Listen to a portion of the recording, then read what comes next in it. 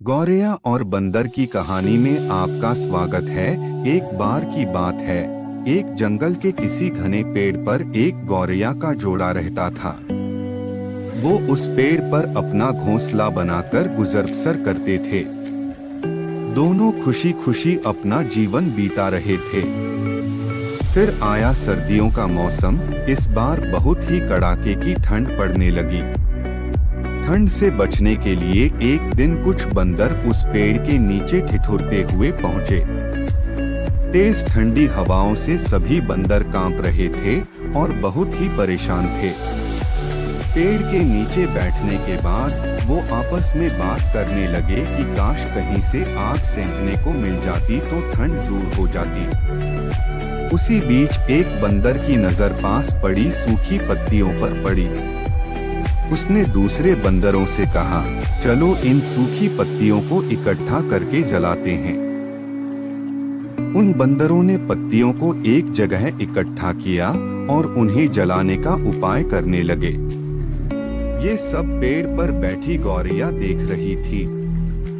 ये सब देखकर उससे रहा नहीं गया और वो बंदरों से बोल पड़ी, तुम लोग कौन हो? देखने में तो तुम आदमियों की तरह लग रहे हो, हाथ पैर भी हैं। तुम अपना घर बनाकर क्यों नहीं रहते? गौरैया की बात सुनकर ठंड से कांप रहे बंदर चिढ़ गए और बोले, तुम अपना काम करो, हमारे काम में पड़ने की जरूरत नहीं है। इतना कहने के बाद वो फिर आग जलाने के बारे में सोचने लगे और अलग अलग तरीके अपनाने लगे।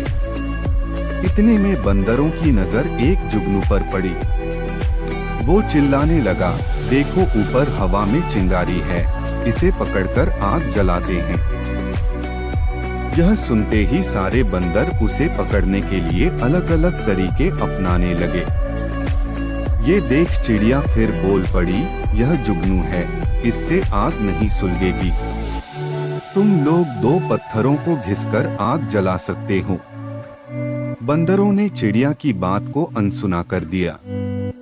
कई कोशिश के बाद उन्होंने जुगनू को पकड़ लिया और फिर उससे आग जलाने की कोशिश करने लगे, पर वो इस काम में कामयाब नहीं हो पाए और जुगनू उड़ गया। इससे बंदर निराश हो गए। इतने में फिर से गौरैया बोल उठी, आप लोग मेरी बात मानिए, पत्थर रगड़कर आप आग जला सकते हैं। इतने में एक गुस्साए हुए बंदर से रहा न गया और उसने पेड़ पर चढ़कर गौरैया के घोंसले को तोड़ दिया। यह देख चिड़िया दुखी हो गई और डर कर रोने लगी।